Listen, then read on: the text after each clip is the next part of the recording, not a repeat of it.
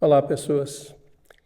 Vou falar de um modelinho físico, sua interpretação matemática, as limitações do uso do modelo, as reflexões que ele gera e como que a gente tem que, quando faz modelagem matemática, fazer uma navegação entre o real e o teórico, real e teórico. Esse modelo, eu penso nele há muito tempo, acho que é um modelo muito ilustrativo, muito rico em análise. É um modelo que me encanta muito. Imagine um aro circular, se fosse um aro de metal, esses que são esses aros que estão em volta de um barril, ou algo do tipo um pneu de bicicleta, né? O aro de um pneu de bicicleta. Ou seja, uma circunferência, que imagina que ela tem uma certa espessura, uma certa largura, e eu apoio uma barra nessa circunferência. Uma barra que tem massa. E essa barra tem um certo comprimento, ela vai encontrar um lugar em que ela terá uma corda e eu vou pôr essa barra na horizontal e vou analisar o que está acontecendo. É um modelo que a gente usa muito, né, em estudos de física, área que a gente pode chamar de estática. O que nós vamos fazer aqui é a decomposição de forças. As forças que estão atuando aqui, então eu estou imaginando que a barra é uma barra que tem a massa. Então, quais são as forças que atuam nessa situação? A gente sempre imagina que no centro de gravidade está atuando a força peso, que é uma força, um vetor, né? A força peso, que atua verticalmente para baixo. E por que isso está parado, está em equilíbrio? Se está em equilíbrio, né, está parado, é porque a resultante das forças que atuam naquela barra é zero.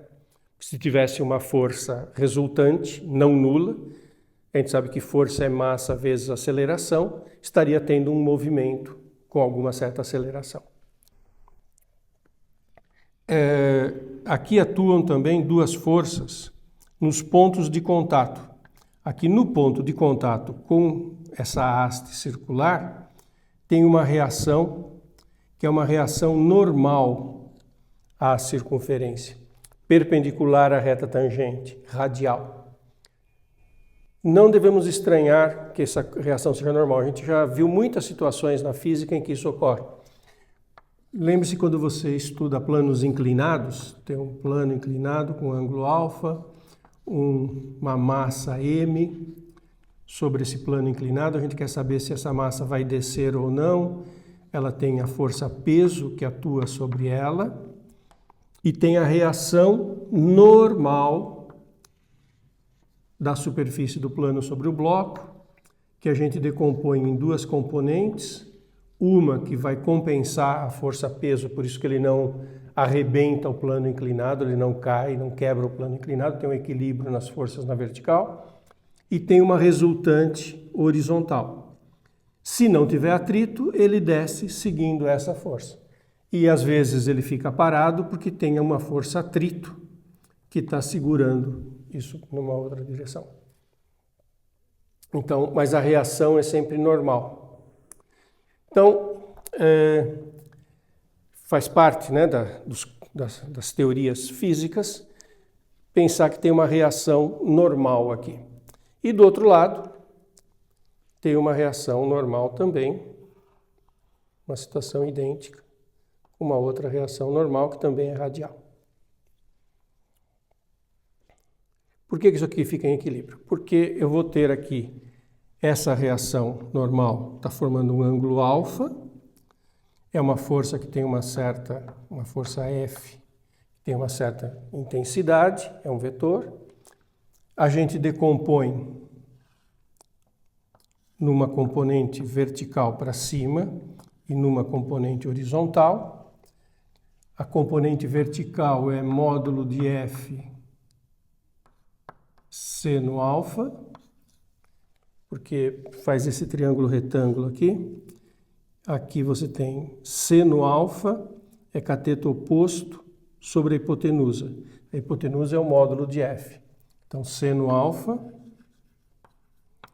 é o cateto oposto, que é o módulo da reação vertical, sobre o módulo da F, que é a hipotenusa.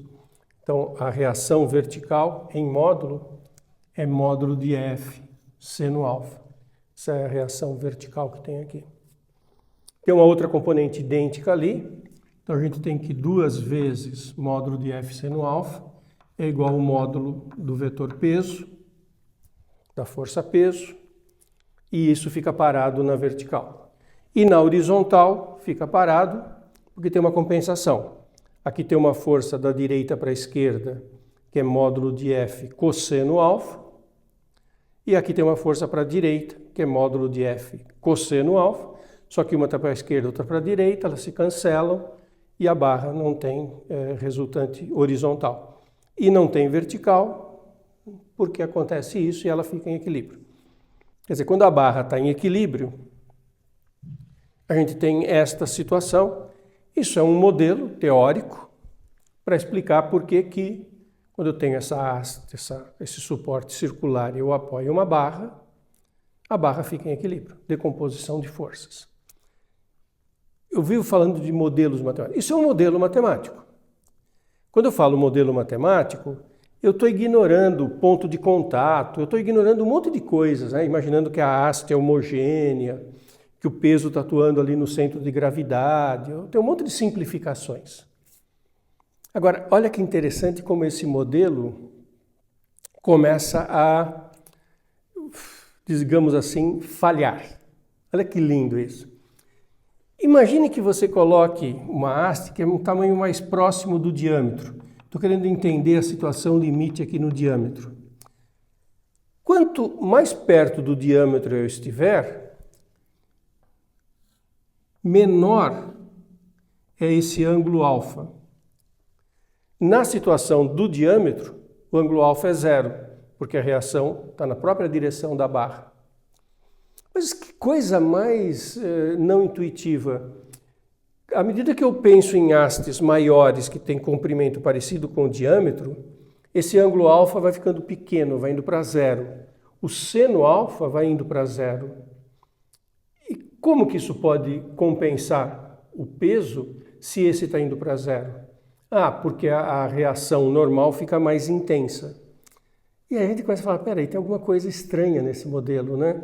Porque eu coloco uma haste um pouquinho de tamanho maior, vai começar a aumentar a intensidade da força da reação, e aí, como isso tende para 0, isso aqui tem que tender para infinito para compensar. E não é natural pensar que essa força resultante tenda para infinito. E a gente percebe que o modelo tem lá suas limitações quando a gente pensa exatamente no diâmetro. Então agora pense numa coisa circular e vamos colocar uma barra do tamanho do diâmetro aqui. Vamos fazer isso no mundo real. É claro que ela vai ficar parada. Não tem como ela não ficar parada. Ela vai ficar parada, ela vai travar ali naquela posição, não vai se mexer. Tem o tamanho do diâmetro. E como é que ficam as forças que atuam sobre ela? Bom, se eu usar este modelo, a reação normal seria horizontal, o peso vertical. As contas não fecham, a haste não ficaria parada. Mas a gente sabe que ela fica parada. O que está acontecendo? O que está acontecendo é que o modelo não se aplica mais. O modelo é bonitinho, ele pode ser útil numa certa janela de posições, mas ele não funciona quando você está perto do diâmetro. Isso é muito comum em modelagem. em ciência aplicada teórica. Você tem uma situação real, aplicada no mundo real, você constrói um modelo teórico, porque o modelo teórico é fácil de ser manipulado, de ser trabalhado, a gente entende o modelo teórico, a gente faz contas com o modelo teórico, mas, às vezes, o modelo teórico não se aplica a uma situação particular, a uma situação extrema. Este modelo não se aplica quando a haste é o diâmetro, o tamanho do diâmetro. E por que não se aplica? Para finalizar essa conversa, acontece aqui uma coisa interessantíssima. Já acontece quando a haste está numa posição intermediária, mas eu posso, numa posição intermediária, usar o modelo. Ele dá uma boa resposta, ele dá uma boa análise. Agora, quando eu estou aqui no diâmetro, o modelo já não funciona mais. E aí, se eu olhar com um zoom enorme aqui, o que eu vou perceber? Eu vou perceber que a minha circunferência não é perfeita, a minha haste não é perfeita, então a minha haste tem sim espessura, não posso mais usar o modelo de uma haste que não tem espessura. O ponto de contato aqui não é um ponto, é uma coisa cheia de ranhuras. E se eu fizer zoom, zoom, zoom, zoom, eu vou perceber que a circunferência não é perfeita, nem a haste é perfeita e não tem essa história de reação. A haste está apoiada, tem um trechinho aqui que tem uma coisinha da circunferência e tem a haste aqui. E a decomposição de forças que está mantendo em equilíbrio tem que ser olhada de outra forma, de uma forma mais real. E aí o meu modelinho matemático teórico passa a não funcionar bem, são as suas limitações. E aí a gente precisa de ferramentas mais próximas da realidade. E esse é um diálogo super bonito e super frequente em ciência. Como matemático eu consigo manipular o modelo até aqui. Quando precisa começar a olhar a realidade da ranhura, da imperfeição, eu preciso chamar o cientista aplicado. Eu preciso chamar o físico, o engenheiro, porque eles vão conseguir descrever melhor o fenômeno que está ocorrendo ali. Os atritos, os apoios, as imperfeições. O modelo é super bonitinho, mas ele tem suas limitações. Eu acho esse exemplo muito educativo sobre os cuidados que nós temos que ter quando usamos modelos para descrever fenômenos da realidade.